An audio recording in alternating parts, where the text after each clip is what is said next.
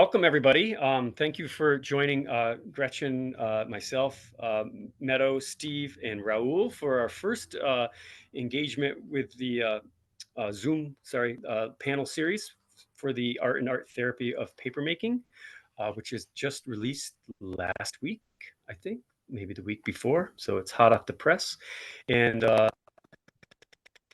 during this panel discussion, we're going to try to treat it like a dialogue. We're going to kind of focus on social engagement and papermaking, and kind of go through that and see what our panelists have to contribute. And hopefully they'll talk a little bit about what they've contributed to the book, as well as some other things that have, I'm sure, developed since the book was put since we started working on the book. So this is a very live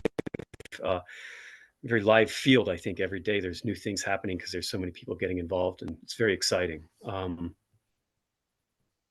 Yes. So Gretchen and I will be moderating this panel.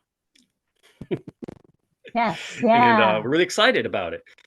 Yes. So, thank Gretchen, you all. Yeah. Thank you all for being here, your interest sort of in this topic, and support as well.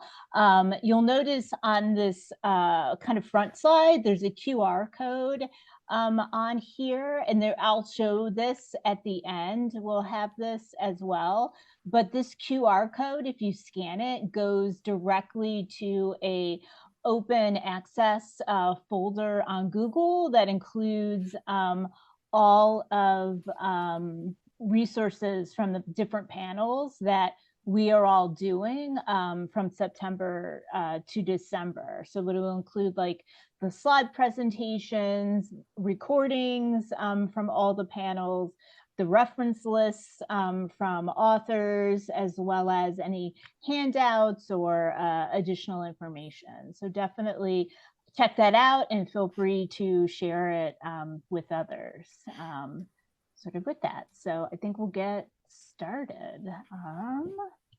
Let me move the slide over. All right. Okay. So yes. So just as Drew had said, this panel's format aims to be conversational, a dialogue between the panelists, reflecting on a series of questions related to social engagement and papermaking. So today, just sort of making sure I get extra people who are still joining. So today we have some of the authors from part 1 of the Art and Art Therapy of Papermaking, as they explore hand papermaking as a form of socially engaged art. After 10 minutes of dialogue for each question or discussion, there'll be a chime that sort of sounds to let the panel know there's just like 5 minutes left, and then we'll move on to the next topic. We do hope to have time at the end of the panel for Q&A with you all, the audience. So if you have any questions, feel free to post those into the chat, and we will address those during this time, or give a resource if we don't have enough time for that. So yeah, I think we're all good. Great. Yeah. Thank you. That's great. You're welcome. So please welcome our panelists that we have for today.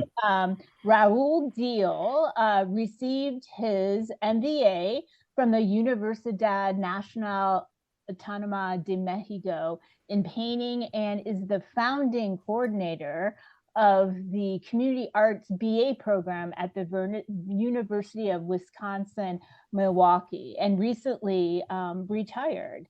When he was working, he was the senior lecturer in the Peck School of the Arts. Raul served as artist in residence for UWM's Culture and Communities program since 2002. Raul authored Chapter 2 for the Art and Art Therapy of Papermaking, entitled Pulp, Pull, Press, Print, Engaging with Papermaking in Community Art Workshops. So welcome, Raul. It's great to have you joining us. Yeah, welcome, Raul. Yeah. Cool. Yeah, and we'd like to welcome Steve Costell. Stephen Costell is a visual artist and designer whose work is grounded in material-based production, incorporating waste streams and natural materials through hand papermaking. He serves as assistant professor at the University of Vermont, where he leads the UVM Biofiber Lab, focusing on circular design systems through regenerative material exploration. Stephen co-authored Chapter 3 for the Art and Art Therapy of Papermaking, entitled Paper as Praxis. So thank you very much, Stephen, for joining us. My pleasure. And then Stephen's co-author, Dr. Meadow Jones, completed her MLIS and PhD at the University of Illinois Urbana-Champaign. Her dissertation, Archiving the Trauma Dysphoria Concern, the Use of Art Practices and the Redress of Trauma. She facilitates trauma-responsive writing workshops and trainings. She is currently a student at the Maitreya, let me know if I'm saying that incorrectly, Buddhist Cemetery. And Dr. Jones is, like we said, the co-author with Steve of Paper as Practice, Chapter 3. So welcome, Dr. Jones, for being here and contributing today. Gretchen, thanks everyone. You said it all correctly, but I do want to say it's the Buddhist seminary, not cemetery. Oh, did I say cemetery? Seminary, definitely. Oh my gosh. Yes, thank you. The easiest word. Yeah, the easiest one. Thank you. Got it all good. Yeah, thank you so much. Yeah. All right. Good. Yeah. So we are going to head get in. it started. Yeah, to our first discussion. Let's just jump in. Yeah, the first discussion. I think that, when we think about socially engaged art, I don't know what, I was thinking on the streets, or kind of using art forms like in the public setting for me personally. And I guess we can start with Steve and Meadow. Kind of think about how paper making socially engaged. Paper making is adapts, and it's sometimes seeming this as a form of socially engaged art practice. So I'm curious if Steve and Meadow, was my video all chopped up? Yeah, your audio was a little choppy. Your connection's really unpredictable, but I'm going to assume that the question you said out loud relates to the question I see on my screen. Yes. Perfect. Yes. Yes. Yeah. Is that okay? But yeah, yes. I'll kill my video. That's somebody suggested that. So I agree. There we go. That might help. Okay, hello. Steve, do you want to start off? So, paper making to create social engagement, is that the question? Sorry, I've got yeah, there we go. Yes, yeah. How paper making can create social engagement, like what you sort of believe or think. Sure, absolutely. I think that the foundation of social engagement, engaging with the public, is really that collaborative experience, the collaboration of making, that is probably one of the most powerful components. How we engage with audiences that may or may not have a background in hand paper making, let alone a background in art making. But I would argue that every human has a certain degree or knowledge in making, right? And whether we're trained as artists or just as we evolve as individuals, the way that we encounter materials in our world plays a critical role in our individual experience. And so something like papermaking provides a platform to bring people together around a common material, but also using material as a way to share stories, share experiences, to embed narrative and meaning into those materials. I'd be happy to let someone pick up on that. Yeah. Sure, I'll jump in. So thanks everyone for being here. It's really nice to mostly see your faces when I scroll through. That's lovely. It's so weird we can do this on Zoom.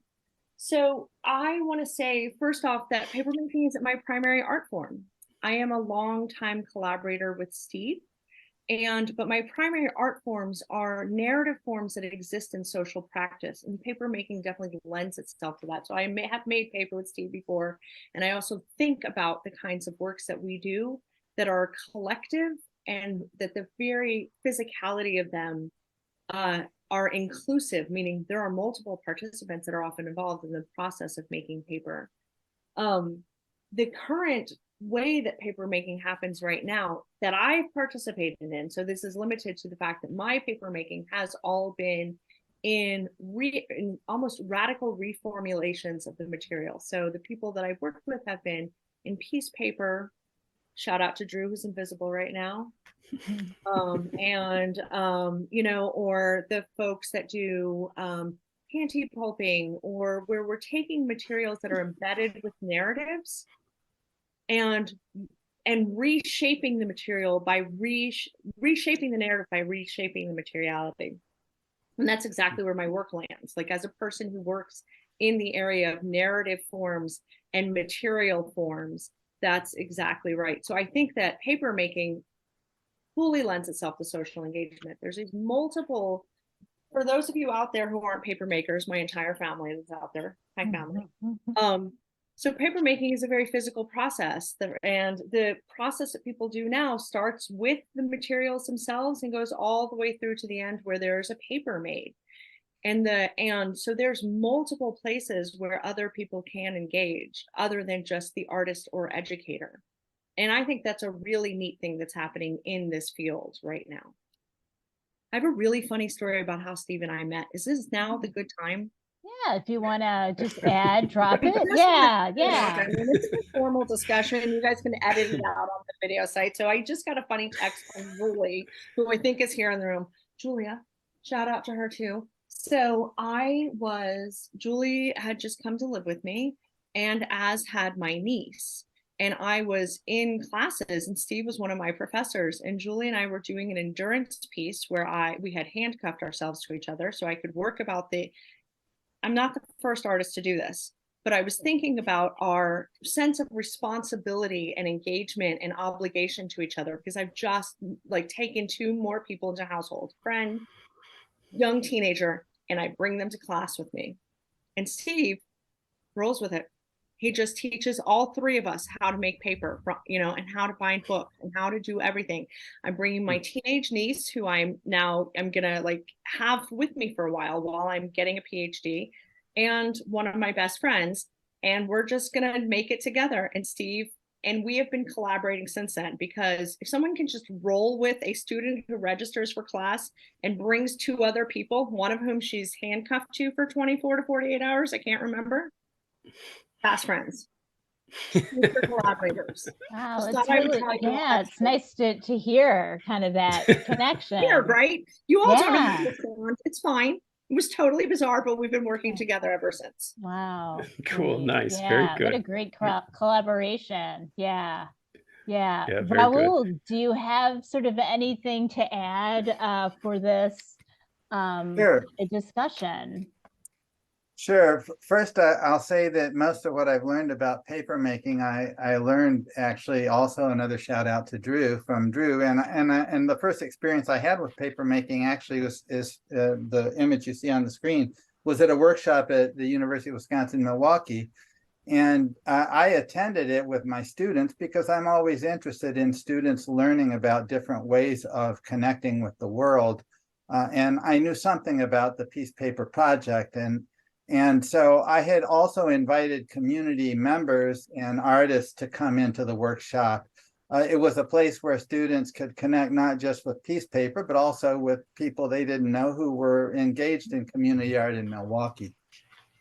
What I liked about it, what attracted me about papermaking that first time, and still does, is it creates spectacle. And I think that's one of the things that makes it useful in public settings, in getting people engaged. People can engage in it at whatever level of experience they have, whatever age they are, and they're not limited by those things as they might be when they approach other art forms. So because of its accessibility, I think it is incredibly useful for community and social engagement. In my classes, I used it both as a community building tool within the class, because there are processes that you have to undertake as you prepare for making the paper, where students get to know each other, and then actually engaging in it is so life-giving, and again creates opportunities for interactions. Oftentimes students then, after that initial experience, would continue with it on their own in their own practice.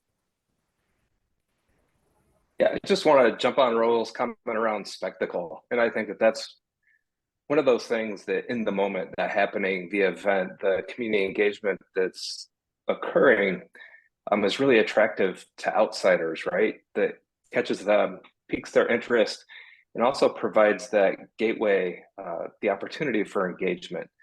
And, I think that my experience early with Drew and some of the community outreach programming that he was doing, particularly as like guest artist at Unit 1 Allen Hall at the University of Illinois, where we would set up, or they would set up vats and have the pedal pulping going, and there's kind of not quite a circus, but definitely a lot of buzz in terms of people moving around, all these different things happening, paper going up on drying lines, those bright saturated colors that are all attractive and lure people in. And it's that curiosity that provides, I think it breaks down people's inhibitions, and just allows them to come in and immerse in the event.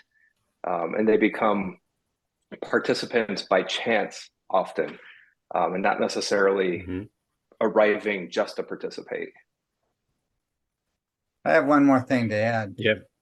There's an element in papermaking of kind of instant gratification with a creative surprise that I think is useful, in engaging people at all ages, because it's exciting. It's exciting to pull a sheet without doing anything to it. And then when you add to that the layers of possibility of pulp printing, of printing after the paper is dry, it just becomes, more and more engaging. Yeah, I agree to all the things you guys said. I think it's really nice to hear, because I think that all the different steps are very inviting and very exciting. Yeah. And I think in Raul's chapter, there's an image of a participant, I believe a student, Raul, that is on the bicycle and doing the the paper pedaling, sort of with that, which is pedal really, pulping. Is that the official term? Pedal pulping, know. yes. Pedal pulp. Yep. Should have added that to the glossary, maybe, of the book. I think we were pedal pulping discarded face masks that we gathered from the streets of Milwaukee. I think that's what that picture's from, right? That's from in front of my ad. Nice. Yep. Yeah. Cool. Thank you. Thank you. Thank you all awesome. for contributing for that discussion. I think we can move on to our next topic, which is around methods and applications connected to social engagement and paper making. And just opening this up to the panel to share a method or application of paper making as a form of either social action, collaboration, or community engagement in some way. I feel like you were starting to touch on that because Rahul was talking about, using pulp printing, or if you're like, putting an image sort of on the paper. Any additional sort of thoughts about this? I'd love to jump in, but I also don't want to be the first one to speak each time. Oh, no worries. Okay. You can go ahead if that's, yeah. I saw Raul, you were gesturing just as I started talking. Yeah. I'll wait. So, I've found papermaking to be a conveyor of meaning in terms of communicating ideas, and particularly in my work, the conversations around developing regional fiber sheds and looking at fiber sourcing and how we make things from regenerative or renewable sources. And I think that's one of the elements that I really appreciated early on, 20 years ago, when I first took a papermaking class with John Rousseau, and he introduced me to the basics of Western hand papermaking, and just expanding beyond using rag and thinking about plants. And so that in itself has been a 20-year journey, and is really where I found success in being able to establish papermaking in the places that I land. And those dialogues around local materials, around the fiber shed, around ecosystems, and really using papermaking as a conversation around systems thinking as a way to engage people within their own environments, I found to be really personally satisfying from kind of an environmental activist perspective, but more so in terms of enabling others to realize these materials have value. And so in my intro, you had mentioned waste stream fibers, which I think is the foundation of a lot of Drew's work, finding rags on the streets of Hamburg that you bring into the studio in mass and convert. It's the same with using local plants, or even thinking about artists that engage with invasive species and use those as ways to engage community around environmental issues. So that it's, papermaking is so multi-layered that there's not just one recipe. And I can't help but think of Drew's recipe book, which is, like super multi-volume, super thick. But it just underscores that reality, right? There's not just one recipe, but paper is this rich material that we can make out of a lot of different base materials. And they all have different relationships in terms of the communities that they come from, the landscapes that they grow on, or the alleyways that they're found in. And it's then that human interface, us as artists, or just a person that's changing those materials, that starts to embed that meaning or forms those relationships between place or placelessness in some instances, as Meadow and I have been talking about. But yeah, I guess I'll drop it there again. Yeah. Thank you. Thank you. Yeah, very cool. Yeah. Very cool. Yeah. Yeah. Rahul, what did you want to add? Anything, or kind of have a kind of contribution or addition to this as well? Gretch, I'm a teacher and I'm long-winded and I always have something to say. Yeah. But on this particular question, I'm interested in thinking about the process of paper making as as a means of advocacy. And, you know, in community art, in my experiences coordinating the community art program and teaching those courses, I was always interested in creating opportunities for people to come together and learn from one another, and sort of break down barriers. And when you're working with advocacy groups, students are often interested in making the world a better place, but they don't know how to do that. Sometimes you're in a situation like we were often when we worked with the theme of gun violence, with an advocacy group where you're working with either youth or survivors, mothers against gun violence, survivors of gun violence, that have experiences that the students don't have. So I always started out in circle and with conversations, creating an atmosphere where people felt comfortable being vulnerable with one another. And I never would undertake anything unless with a community advocacy group, unless I knew I was going to either have therapists or youth advocates there as well. The picture that's on the screen is from a Mothers Against Gun Violence workshop, and that process of cutting up the paper, I know these are significant fibers. A lot of people have probably on the call have undertaken this process. But there's a moment where you know, there's a lot of sharing that happens as that takes place. In the case of the work that we did with youth with Project Ujima, we had almost as many youth advocates as we had youth. And it was interesting because we invited the youth advocates to participate in the process. And that process, because they needed that as much as anybody, and that process for them was transformative. And as I was observing it, it occurred to me that it would be great to hear from one of the youth advocates about what this whole process meant to him. And so I paired him with a student, and at the end of the project, we were going to exhibit the work in a public presentation, which was kind of a community celebration. And I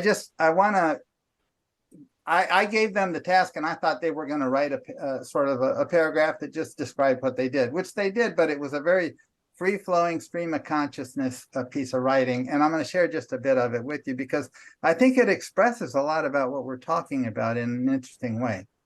So they say, nothing becomes beautiful without pressure. Remember, it produces diamonds. Let that marinate. Days ago, this gallery was moving and grooving as if we were building the Pfizer Forum. 4 days, 8 hours, 9 kids, 7 staff from Project Ujima, 8 community art students, 2 UWM staff, 4 working artists, everybody buzzing around with purpose. We trusted the process of diving into it together, as messy as it was bound to get. We jazzed up the pulp mixture with our hands, dipped our molds in, splash, jump back, water on the flow. Pulp saturated screens, drip until it's ready to press and blot, et cetera, et cetera. Finally, it ends up. Judgment becomes permanent justice. I feel best helping people.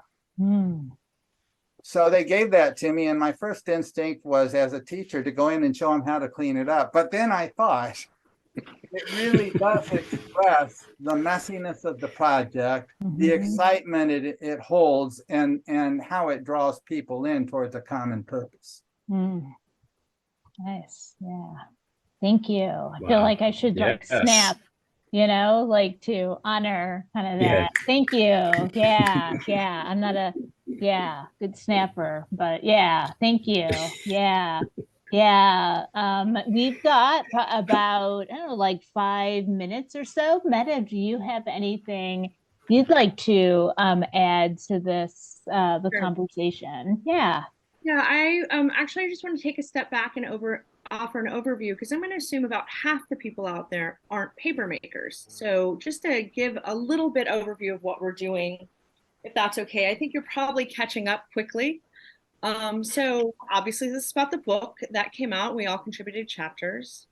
Steve and I worked together on a chapter that he submitted called Paper as Praxis, in which we specifically talk about in this whole section on this papermaking process as social practice. And so for those of you that aren't sure what praxis is, in case certain, I'm gonna wait. Can you mute everyone section and then unmute me? You got it. Yeah. Mm-hmm. So, I mean, I use the Marxist version of praxis, which is a transformation of subjectivity. So the person changes through the process of human action or labor on an object. And I think that is part of what social practice art is. And the very as I said before, the very physicality of paper making is this action on an object. And so I could even use Raul's example here. So we're looking at a group of people engaged in a community of practice. Probably none of them are actually paper makers. So they're engaged in an art form that might be inaccessible to them otherwise if it were not for social practice art that invites people who don't necessarily identify artists into the physical practice of that art form. So they are being changed while they change the materials. Their identity is opening up. So those might be people who I think Raul said they've been exposed to gun violence. That's correct. Right. So actually the identity coming into the room, and this is really important my work is around the redress of trauma through material, somatic, and artistic practices. So specifically about the way that we change and also how socially things change by making art together. So looking at the way that this works physically, people who come in with a particular identity, which is that they are victims or I mean, I guess there is no other orientation to gun violence besides we are victimized by it all. The exposure to violence is. I'll just interject. The term that they like to use was survivors. Survivors, great. Yeah. Survivors of gun violence. Thank you. I was trying to look for the other one. So survivors of gun violence, but the other identity that's happening now is that they're now artists also, whether they understood it before that. They're also now paper makers. And so the very concepts of praxis and work for transformation really matters with paper making.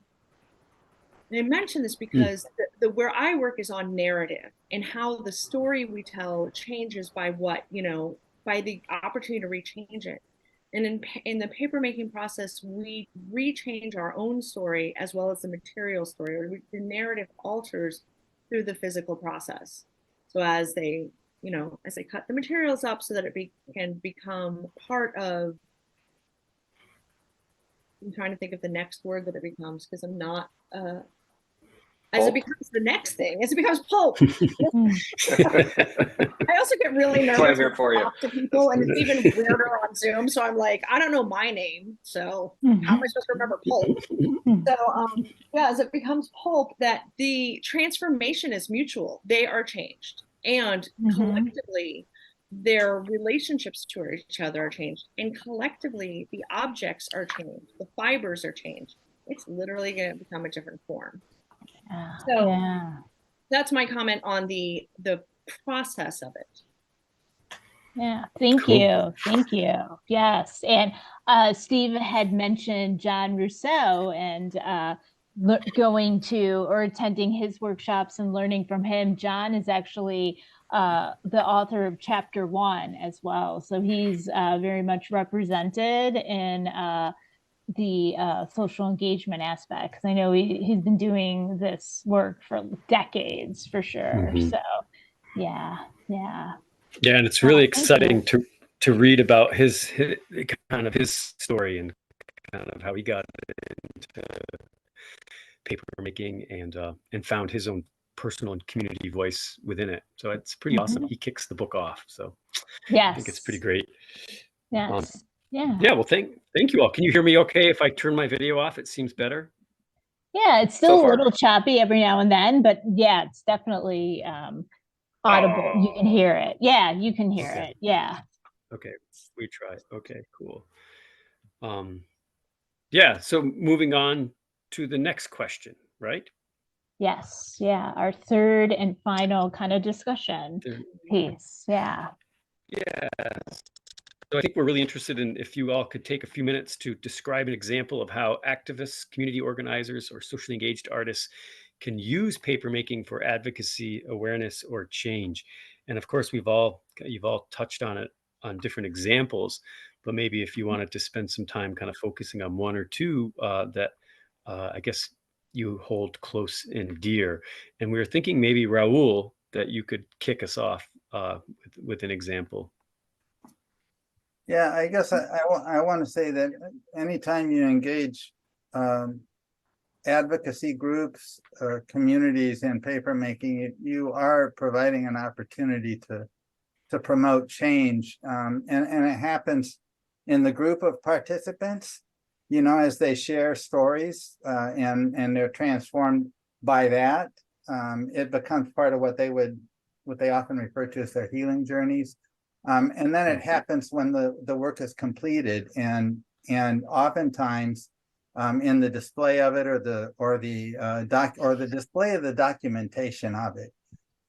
And so I described a little bit this work that we were doing with Mothers Against Gun Violence, which is an advocacy group, and Deborah Gillespie, who founded that group in Milwaukee, was very interested in using the documentation of the workshop, and also the portraits that we printed on the pulp paper, which was made from clothing of the lost loved ones, in public settings. And so she did this on several occasions. One of the things they did with it is they put it on display at the Latino Arts Gallery's annual Dia de Muertos exhibit, or Day of the Dead show, and as an offering. And it was incredibly poignant, you know, and in that setting, and in how it both served the purposes of the exhibit, which was to display offerings to ancestors or people that had passed on, and also to raise consciousness about the issues, because she included documentation and QR codes that would lead you know, viewers to more information about their advocacy work.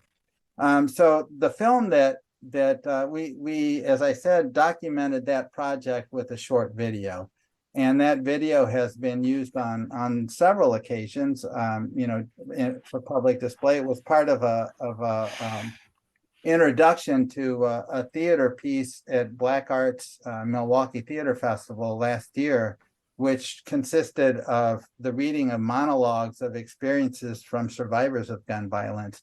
And it's what viewers saw when they walked into the theater. And I think we can show that short clip right now of the video. Yeah, cool. Thank and I'll you. also put the link to the full video in the chat as well, because this is just a 2-minute piece. And hopefully the sound is on with that. So I really think this should really be in a community, in the inner city, because as they say, all the crime is in the inner city. Well, make the people feel better. Don't make them grieve for years and years and years, or don't talk about what they're going through. Let them talk through this art that they're doing. I did kind of break down. It was an emotional process, but just being able to kind of like share my story a little bit with others, and like be in space and feel like we were kind of healing together because everyone else was sharing their story, was probably my biggest takeaway from last week. From the beginning to the end, from the time that I had to pick out a shirt to the time that I got a finished product, there were pieces that reminded me through the creation process that, is it over? By no means. However, this allows something to come out to say that I am in a healed place. I have accomplished something, and the workshop is on the journey. The reason why collective healing is so necessary is because, number one, it's important to individually have a voice, but to be able to come together with like-minded individuals is powerful. I think it's important that survivors be able to regain the power of their voice, and that's what MAGV is about.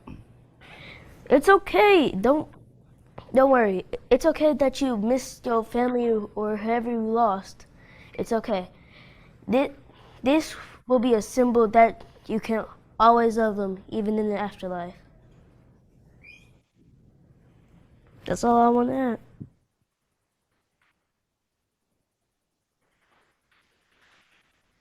So what I think is interesting is that there's a transformation or change that happens in the I workshop. really think Oh, sorry, go on. That's Yeah. all right. There's Yeah. there's that change that happens in the workshop, and then there's what happens afterwards with the experience outside of the scope of the workshop, but rather in sharing the activities with others and also the resulting work. So in this case, as I said, we had made portraits of each of the sons and put them on the paper. And I thought this was interesting. I asked them all to figure out something to write on it, and they all did different things. But you can see this is a piece of paper that's got holes in it. And when she gave it to me to print on, she said, now don't change that. Don't take the holes out. She says, I gave it to you like that because that's how I want it. So anyway, I'll step back. Yeah, Nice. Very cool. Yeah, very interesting. Wow. Steve or Meadow? So extremely powerful story, Raul, and absolutely important work. I'm genuinely moved just by the short video clip that we saw. And the reality of this work is being able to reach these communities and to be able to go to these communities. And I think that's one thing in the tradition of art making is the ivory tower and the romantic notions of an artist in the studio. Where I see social engagement, particularly with hand paper making, is decentering those structures and bringing these materials, these practices into these communities to engage around issues that are part of those communities, within those cultures, and really providing an access point for sharing those experiences. I think it's really hard to transition into a different example just because I think it's worth just really lingering for a moment on this project because it is so real and it's something that everyone has been exposed to. Now these folks are exposed immediately or directly, right, through their lived experience, whereas the majority of other people that maybe I know are exposed to it through mediation, right, through news or news feeds or what have you. But we also know that no community is safe from this type of violence.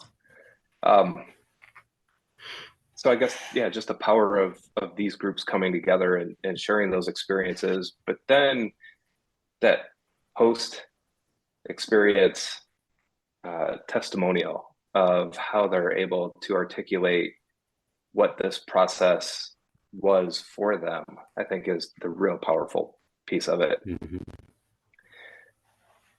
Meadow, before I introduce another project, I didn't know if you wanted to speak to this at all. Did we lose Meadow?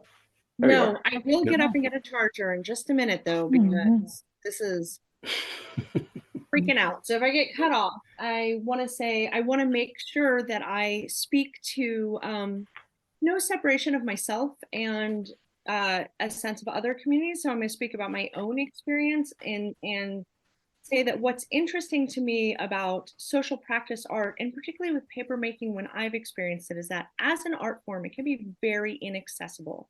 The machinery is expensive. The equipment is very specific.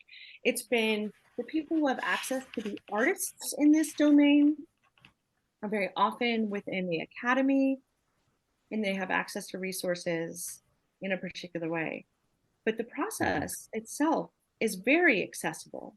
And so what's interesting is what's happening right now in this domain of paper making as it moves as an intersection between the access to resources and materials and communities where they are outside of the academy, so to speak. And I think that is an interesting component that I've seen in the papermaking world, the part I've been a part of. So that means that those workshops are very often happening and continuing in places where the resources are distributed and people have access to the transformative power of working with these materials and the rechanging of narratives. And I don't know the whole story here. I don't know if it was a one-off workshop. I don't know if it was a continued workshop, if they are then given the skills to continue to make paper. Like, I remember when we were in Germany together, Steve and Drew both teased me about the fact that my plan was to go home and do this with a blender, period. And, you know, because I'm going to make paper with people. Like, I'm going to make paper that we can write stories on. And what's better is when I get to do it with them, because then we can make paper that's going to stick together and last. And so that's a really helpful thing. But I feel like any opportunity you have to reconfiguring the materials of the world that we're in and retelling our stories allows it to, you know, do that alteration, that praxis that we're talking about. And that's the interesting component about the present moment in paper for me. There's a separation between this community and that community. It's the mesh. It's a merging of this work and this together. You know what I'm saying, Gretchen? You hear me? Yeah, definitely. Just making sure I wasn't yeah, no, there's room for like both of those models, especially related to community-based work or being in the community. Yeah, thank you for and I'm gonna highlighting that. Charger. And if I miss you, that's okay. That's okay. Yeah. Yeah, thank you. Meadow, Steve, I can answer one thing. Because you were asking or didn't know whether it was a one-off workshop or how that worked.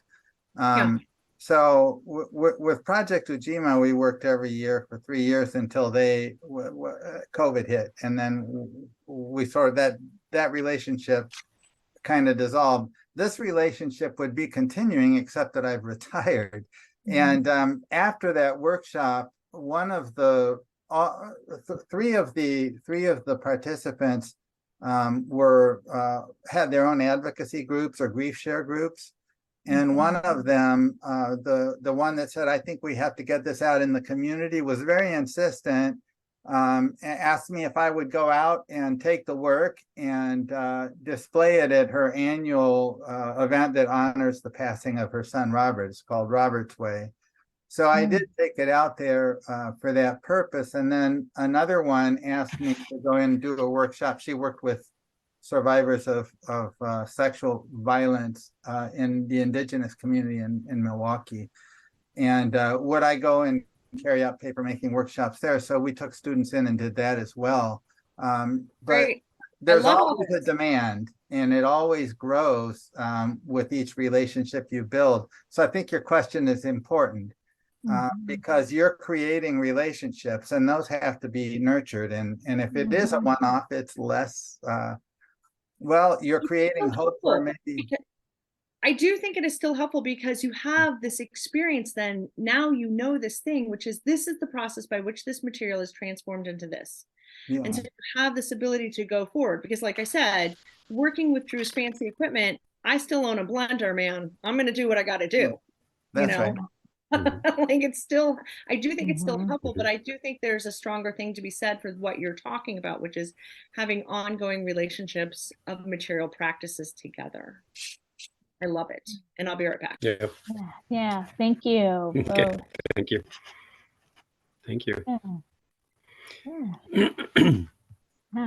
Steve, did you have an example that you wanted to give very quickly?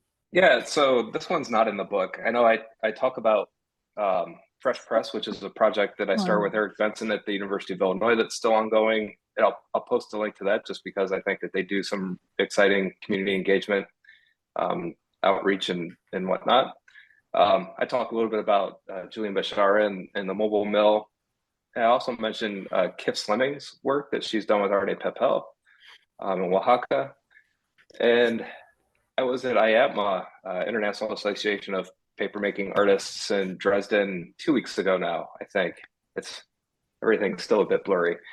And I met a young artist, Ana Rosa, who is part of an artist collective I think I just put their link in the chat.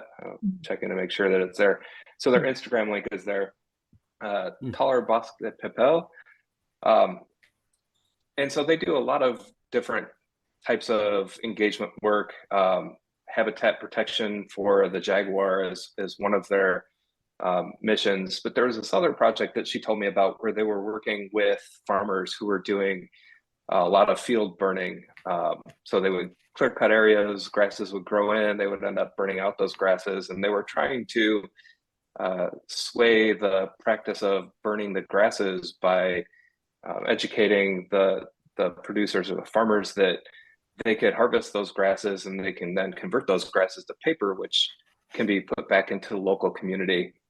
And I thought that that was particularly worth mentioning in terms of eco-advocacy around papermaking and bringing these people from this particular region together, looking at handmade paper as a craft tradition that has an economic purpose, but also kind of this environmental advocacy that they're doing through that work. So not only creating a more resilient community in terms of economic resources for folks, but also thinking about land protection and how they're essentially trying to bring practices around to be a little bit more full circle in terms of reducing carbon emissions from burning, for instance, and just practices that we know aren't necessarily beneficial long term, that aren't necessarily farmers aren't necessarily motivated by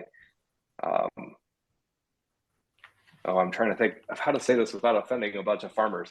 But ultimately, like production, they have to go through a production cycle, right? And so they make a lot of tough decisions, and sometimes those decisions might have short-term impacts and long-term impacts. And so they're really trying to engage in conversation around some of those long-term impacts to try to create a more active and community in terms of fiber and paper making. So I did put that link in there. Yeah, thank you. Cool. Thank you. Yeah, I'm really, Yeah, so this is so in Peru, and I was actually talking about, their trip back to Peru. And even though by straight line, it was maybe an hour trip going through the mountains and into the jungle, and it turned it into a 6-hour trip. So I was really kind of curious about that type of typography and that relationship to the land. And really, again, looking at, what materials are there to be used locally, and how do we use those materials again to talk about our, in this case, like current histories that they were making.